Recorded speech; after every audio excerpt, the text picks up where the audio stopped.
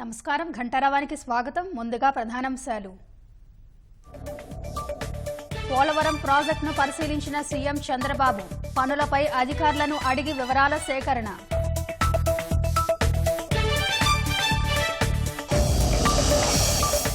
Project పూర్తికి మరో 4 సీజన్లు పడుతుందన్న అధికారులు. జగన్ చేసిన అపార నష్టంపై ప్రజల్లో చర్చ జరగాలన్న సీఎం. 100 రోజుల్లో గంజాయికి చెక్ పెడతామన్న మంత్రి లోకేష్. రాష్ట్ర వ్యాప్త ప్రజా దర్బారుపై త్వరలో నిర్ణయమని వెల్లడి.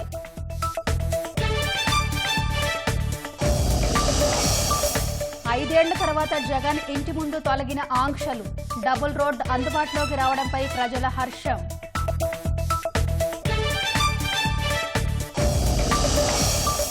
బంగాల్ రైలు ప్రమాదంలో 15కి పెరిగిన మృతులు.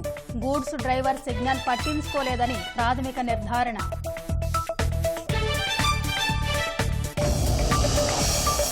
లోక్సభలో ప్రతిపక్ష నేత పదవి చేపట్టేందుకు రాహుల్ నిరాకరణ. పరిశీలనలో కుమార్ సెల్జా, గౌరవ్ గొగోయ్, మనీష్ తివారీ పేర్లు.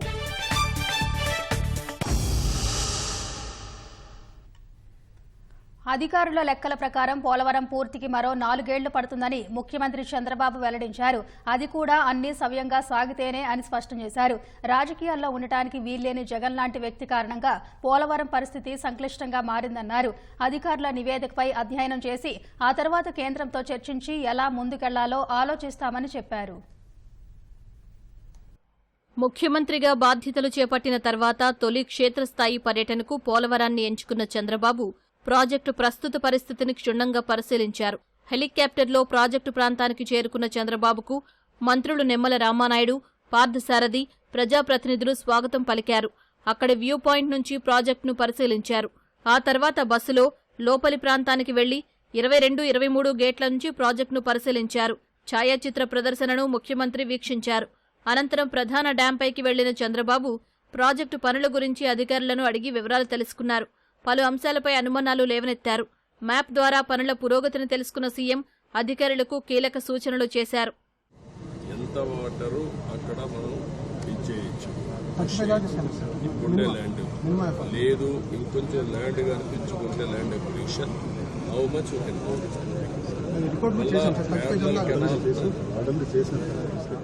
పోలవరం ప్రాజెక్టు ఎడమగట్టు వద్ద గతంలో కుంగిన గైడ్ బండ్ ప్రాంతాన్ని సీఎం పరిశీలించారు.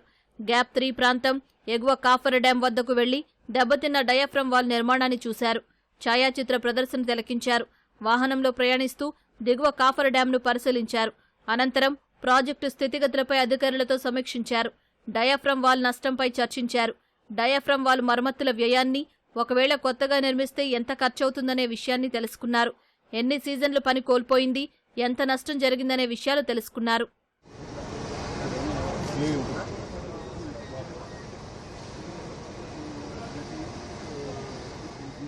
పోలవరం ప్రాజెక్టు ప్రస్తుత పరిస్థితిపై ముఖ్యమంత్రి తీవ్ర ఆవేదన వ్యక్తం చేశారు. 5 ఏళ్ల తమ కష్టాన్ని జగన్ ప్రభుత్వం బూడిదపాలు చేసిందన్నారు. 1920 వరదలు వచ్చాయి.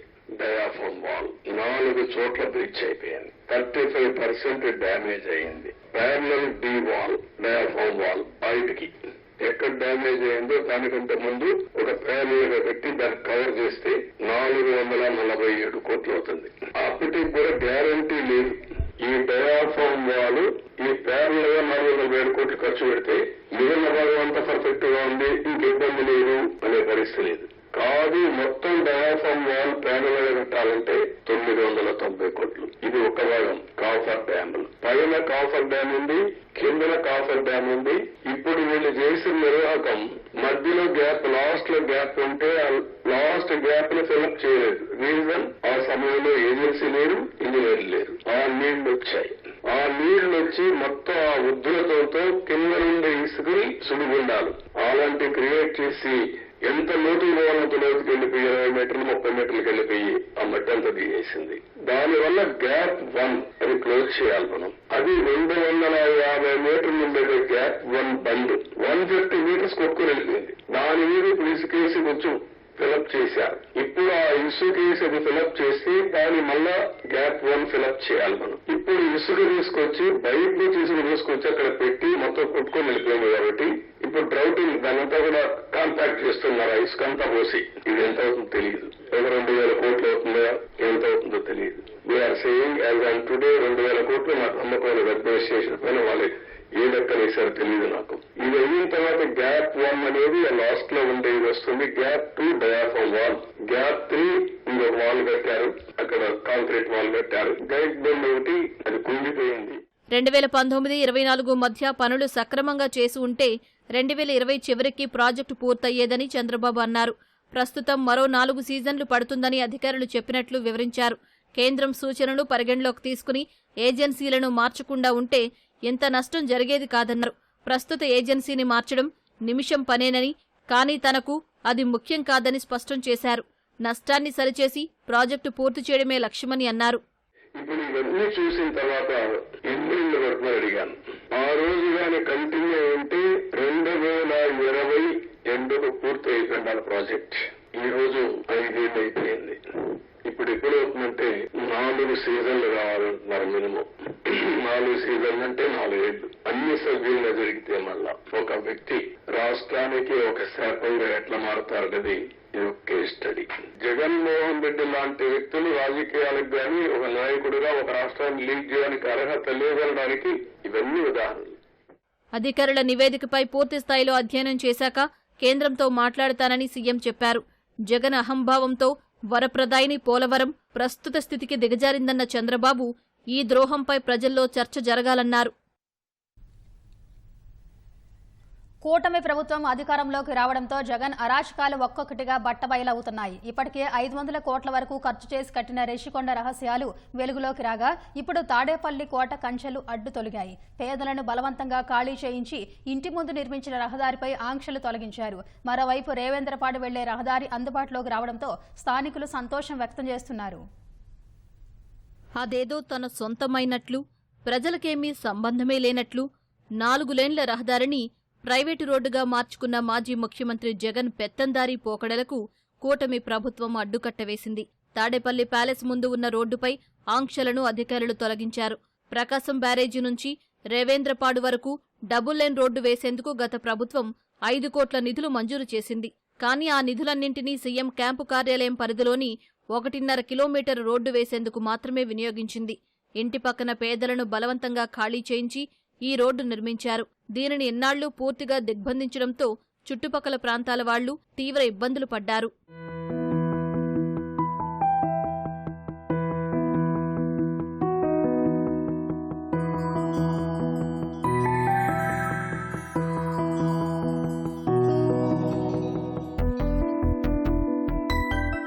గతంలో ఈ రహదారిలో వెళ్లాలంటే ఉన్నతాధికారులు సైతం తమ ఫోటోలు, గుర్తింపు కార్డులు ముందుగా ఇస్తేనే అనుమతించేవారు. ప్రజాధనంతో నిర్మించిన డబుల్ లేన్ రోడ్డును ప్రైవేటు రోడ్డుగా మార్చేశారనే విమర్శలు వ్యక్తమయ్యాయి. దీంతో అధికారులు ఇప్పుడు ఈ రోడ్డుపై ఆంక్షలను తొలగించారు. సుదీర్ఘకాలం తర్వాత ఈ రహదారి ప్రజలకు అందుబాటులోకి వచ్చింది. ఇది అంతకుముందు మాకున్నటువంటి రహదారిని ఆక్రమించుకుని మాకు సామాన్య ప్రజలకు అందుబాటులో లేకుండా ఇదందటినీ ఆక్రమించి మాకు అందుబాటులో లేకుండా చేయడం జరిగింది. ఇదే విధంగా ఇక్కడ కూడా ఇటు చూడండి, గేట్ సైడ్ దగ్గర కూడా రోడ్డు మీద కూడా ఆక్రమణలకు వచ్చేసేసినాయి. మరి సామాన్య ప్రజలు కనుక ఈ విధమైనటువంటి ఆక్రమణ చేస్తే మరి ప్రభుత్వం వారు కానీ వీళ్ళు కానీ ఊరుకుంటారా అనేది కూడా మీరు ప్రజానీకం కానీ సమస్త జనులు ఆలోచించాల్సిన విషయం ఈ పరిస్థితుల్లో ఉంది. ఇప్పుడు ఈ రోజు నుండి ఇది రావటం వల్ల మాకు చాలా ఆనందకరమైన విషయం. మీ నైపురం జగన్ గారికి మేము నైబర్స్. సో నైబర్స్ సీఎం మా పక్కన ఉన్నాడని మేము ప్రౌడ్ గా ఉండాలి కదా. అలా కాదు, మా ఇంటికి వెళ్తే తాడి పెట్టి ఎక్కడికి వెళ్తున్నారు మీరు అని అడగలాడు. మా ఇంటికి వెళ్తున్నామని చెప్పాలి. నేను ఎన్నోసార్లు చెప్పా, ఒరే బాబు అపార్ట్మెంట్ నెంబర్లు రాసుకుని నెంబర్లో అక్కడ డిస్ప్లే అవగానే అపార్ట్మెంట్ వాళ్ళని పంపించంటే జగన్మోహన్ రెడ్డి గారి నైబర్స్ ని మీరు ఆయన మాకైనా అమ్మేమేనండి, ఆయన అనేది కొనేమనండి, పిచ్చి పిచ్చి అసలు వేయొద్దని ఎన్నోసార్లు చెప్తే అదిగో ఆ రోడ్డు బాగు చేస్తున్నాం, ఈ రోడ్డు బాగు చేస్తున్నాం అని మొత్తం ఇదంతా జాగీర్దారిగా చేసేసుకుని మళ్ళీ ఈ రోడ్లు వేసినన్ని పబ్లిక్ మనీ రోడ్డు ఆక్యుపై చేసి మళ్ళీ ఈ రకంగా గిల్లుస్ కట్టుకోవడం అతని యొక్క పిరికితనానికి చర్య. ఎవడైనా సీఎం పబ్లిక్ సర్వెంట్ ప్రజల యొక్క మన్ననలు పొందాలి. ప్రజల్ని అరెస్ట్ చేసేవాడు ఎప్పుడు భయపడితే వస్తాడు. ఆ తెలుగు తల్లి విగ్రహం తీసుకొచ్చి అక్కడ చెత్తపుట్లో ఇస్తాడు. జగన్ గారి ఇంటి పక్కనే ఉంటానండి.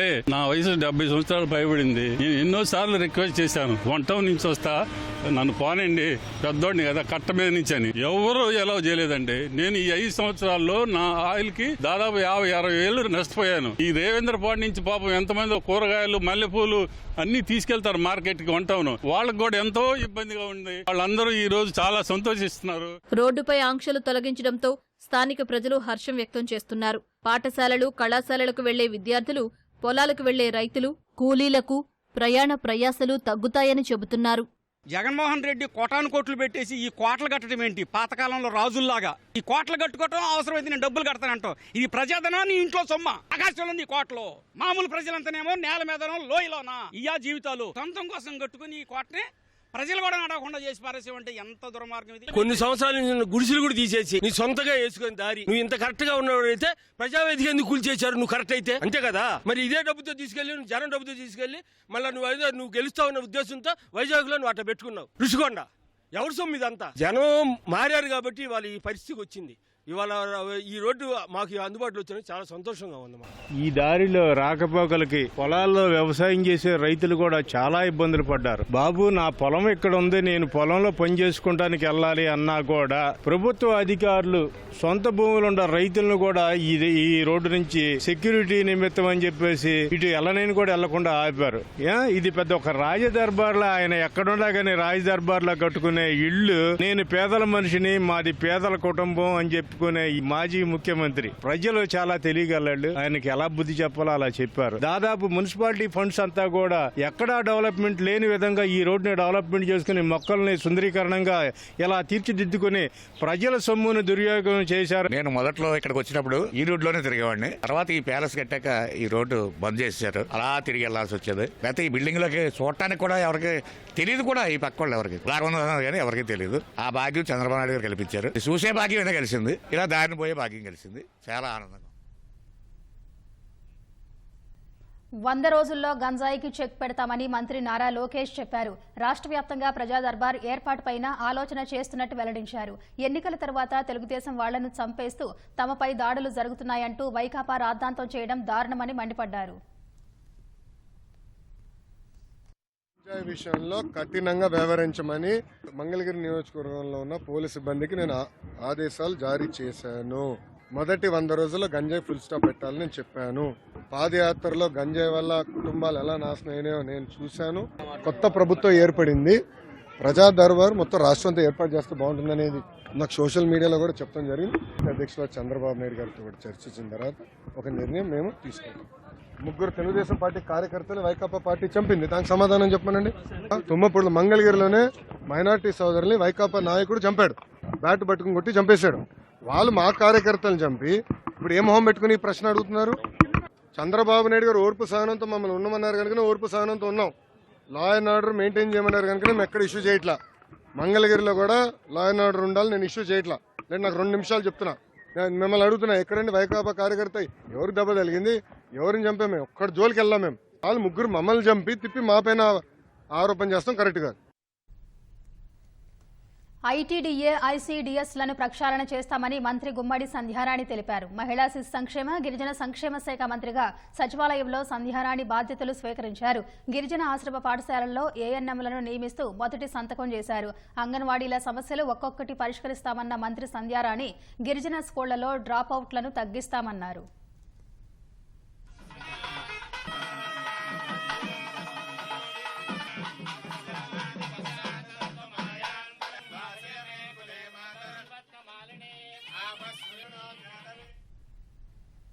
రాష్ట్ర సచివాలయం 2వ బ్లాక్లో జనసేన మంత్రులకు ఛాంబర్లు కేటాయించారు. ఉప ముఖ్యమంత్రి పవన్ కళ్యాణ్ కోసం 2వ బ్లాక్ మొదటి అంతస్తులోని 212వ గదిని అధికారులు సిద్ధం చేస్తున్నారు. జనసేనకు చెందిన మరో 2 మంత్రుల ఛాంబర్లు కూడా అదే అంతస్తులో ఉండేలా ఏర్పాట్లు చేస్తున్నారు. పవన్ కళ్యాణ్, నాదెండ్ల మనోహర్, కందుల దుర్గేష్ ఛాంబర్లు పక్కపక్కనే ఉండనున్నాయి. బుధవారం పవన్ కళ్యాణ్ మంత్రిగా బాధ్యతలు స్వీకరించనున్నారు. పశ్చిమ బెంగాల్లో ఘోర రైలు ప్రమాదం జరిగింది. డార్జిలింగ్ జిల్లాలోని రంగపాని స్టేషన్ సమీపంలో కాంచనజంగా ఎక్స్ప్రెస్ ను ఓ గూడ్స్ రైలు వెనక నుంచి ఢీకొట్టింది. ఈ దుర్ఘటనలో 9 మంది ప్రాణాలు కోల్పోయారు, 41 మంది గాయపడ్డారు. ప్రమాదంలో కాంచనజంగా ఎక్స్ప్రెస్ కు చెందిన ఓ బోగి గాల్లోకి లేచింది. రైలు దుర్ఘటనపై రాష్ట్రపతి ద్రౌపది ముర్ము, ప్రధాని మోదీ, రైల్వే మంత్రి అశ్విని వైష్ణవ్ సహా పలువురు దిగ్భ్రాంతి వ్యక్తం చేశారు. మృతుల కుటుంబాలకు రైల్వే శాఖ 10 లక్షల రూపాయల పరిహారం ప్రకటించింది. పశ్చిమ బెంగాల్లోని డార్జిలింగ్ జిల్లాలో ఘోర రైలు ప్రమాదం చోటు చేసుకుంది. న్యూజిల్ పాయిగుడి జంక్షన్కు 10 కిలోమీటర్ల దూరంలో ఉన్న రంగపాని స్టేషన్ సమీపంలో కాంచనజంగా ఎక్స్ప్రెస్ను ఓ గూడ్స్ రైలు వెనక నుంచి ఢీకొట్టింది. ఈ ఘటనలో ప్రయాణికులు రైలు వెనక భాగంలోని ఓ బోగీ గాల్లోకి లేచింది. గార్డు వ్యాన్ సహా 3 బోగీలు పట్టాలు తప్పి పక్కన పడ్డాయి. గూడ్స్ రైలుకు చెందిన పలు బోగీలు ధ్వంసమయ్యాయి. హుటాహుటిన ప్రమాదస్థలికి చేరుకున్న సహాయక సిబ్బంది క్షతగాత్రుల్ని సమీపంలోని ఆసుపత్రులకు తరలించారు. ఘటనలో గూడ్స్ రైల్లోని loco pilot, assistant loco pilot ప్రాణాలు కోల్పోయారు. కాంచనజంగా ఎక్స్ప్రెస్ గార్డు సైతం మృతి చెందారు. గూడ్స్ రైలు ప్రయాణికుల రైలు వెనక భాగాన్ని ఢీకొన్నప్పుడు గార్డు వ్యాన్తో పాటు 2 పార్సిల్ బోగీలు ఉండడంతో భారీగా ప్రాణనష్టం తప్పింది. పార్సిల్ బోగీలు లేకుంటే ప్రాణనష్టం ఎక్కువగా ఉండేదని రైల్వే వర్గాలు తెలిపాయి.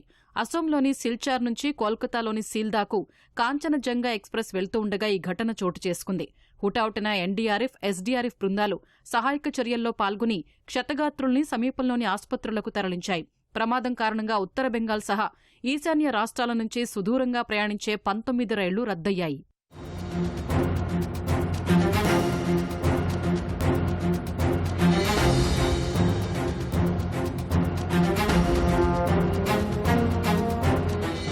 సిగ్నల్ జంప్ కారణంగా ఈ ప్రమాదం చోటు చేసుకున్నట్లు తొలుత railway board chairperson Jayavarma Sinha తెలిపారు. అయితే పశ్చిమ బెంగాల్లోని రాణిపాత్ర స్టేషన్, చత్తర్హాట్ జంక్షన్ మధ్య ఈ ఉదయం 5 గంటల 50 నిమిషాల నుంచి ఆటోమేటిక్ సిగ్నలింగ్ వ్యవస్థ సరిగ్గా పనిచేయట్లేదని రైల్వే వర్గాల ద్వారా తెలుస్తోంది. గూడ్స్ రైలు లోకో పైలట్ రెడ్ సిగ్నల్ పడినా పట్టించుకోకుండా వెళ్లటం వల్లే ప్రమాదం జరిగిందని రైల్వే అధికారులు చెప్పడంపై లోకో పైలట్ బాడీ అభ్యంతరం వ్యక్తం చేసింది. విచారణ పూర్తి కాకుండా ప్రాణాలు కోల్పోయిన లోకో పైలట్పై ఆరోపణలు చేయటం సరికాదని పేర్కొంది.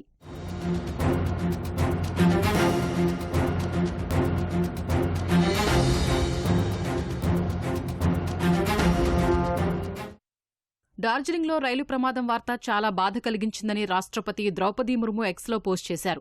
మృతుల కుటుంబాలకు సానుభూతి తెలిపారు. గాయపడిన వారు త్వరగా కోలుకోవాలని ప్రార్థిస్తున్నట్టు రాష్ట్రపతి పేర్కొన్నారు. పశ్చిమ బెంగాల్ రైలు ప్రమాదం విషాదకరమని ప్రధాని మోదీ ఎక్స్లో పేర్కొన్నారు. మృతుల కుటుంబాలకు సంతాపం ప్రకటించారు.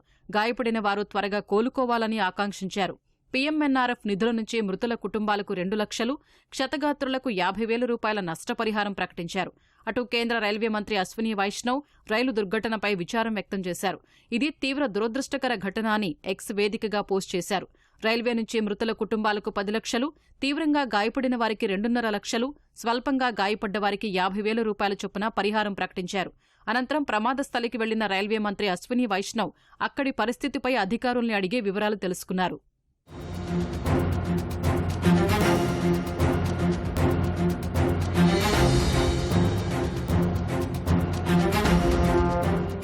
ప్రమాదంపై పశ్చిమ బెంగాల్ ముఖ్యమంత్రి మమతా బెనర్జీ తీవ్ర దిగ్భ్రాంతి వ్యక్తం చేశారు. ఘటన జరిగిన వెంటనే యుద్ధ ప్రాతిపదికన సహాయక చర్యలు చేపట్టినట్లు తెలిపారు. జిల్లా కలెక్టర్, ఎస్పీ, వైద్యులు, అంబులెన్స్లు, విపత్తు నిర్వహణ బృందాలు వెంటనే అక్కడకు చేరుకున్నాయన్నారు. కాంగ్రెస్ అగ్రనేత రాహుల్ గాంధీ లోక్సభలో ప్రతిపక్ష నేత బాధ్యతల నిర్వహణకు ఇష్టపడటం లేదని పార్టీ వర్గాలు వెల్లడించాయి. రాహుల్కు బదులుగా కాంగ్రెస్ నుంచి 3 సీనియర్ నేతలు కుమార్ సెల్జా, గౌరవ్ గొగోయ్, మనీష్ తివారీ పేర్లను లోక్సభ ప్రతిపక్ష నేత పదవికి పరిశీలిస్తున్నట్టు పేర్కొన్నాయి. 2014, 2019 ఎన్నికల్లో విపక్షానికి చెందిన ఏ పార్టీకి తగినన్ని సీట్లు రాకపోవడంతో దశాబ్ద కాలంగా ప్రతిపక్ష నేత పదవి ఖాళీగా ఉంది.